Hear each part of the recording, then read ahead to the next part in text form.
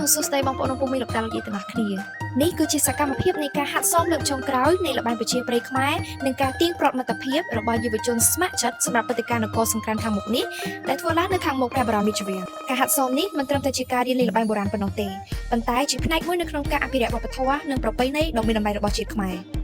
តាមរយៈការលេងល្បែងប្រជាប្រិយខ្មែរគឺបានបង្ហាញពីសាមគ្គីភាពការសហការនិងភាពរួបរวมគ្នារវាងយុវជនដែលបង្កើតបាននូវបរិយាកាសរីករាយនិងពោរពេញដោយមិត្តភាពសម្រាប់ព្រឹត្តិការណ៍នគរសង្ក្រាន្តខាងមុខនេះនឹងក្លាយជាវេទិកាដ៏អស្ចារ្យមួយដើម្បីបង្ហាញអត្តសញ្ញាណជាតិនិងទាក់ទាញភ្ញៀវទេសចរក្នុងនាមយើងជាយុវជនស្ម័គ្រចិត្តនិងបដិញ្ញាចិត្តថានឹងខិតខំប្រឹងប្រែងដើម្បីធ្វើឲ្យព្រឹត្តិការណ៍នេះទទួលបានជោគជ័យយ៉ាងល្អប្រសើរសម្រាប់កម្មវិធីល្បែងប្រជាប្រិយនឹងត្រូវរៀបចំជារៀងរាល់ថ្ងៃចាប់ពីម៉ោង 2 រសៀលតទៅនៅតាមទីតាំងនានានៃព្រឹត្តិការណ៍នគរសង្ក្រាន្តចាប់ពីថ្ងៃទី 14 ដល់ថ្ងៃទី 19 ខែមេសាឆ្នាំ 2026 ជួបគ្នាឆាប់ៗក្នុងព្រឹត្តិការណ៍នគរសង្ក្រាន្តអរគុណជំរាបលា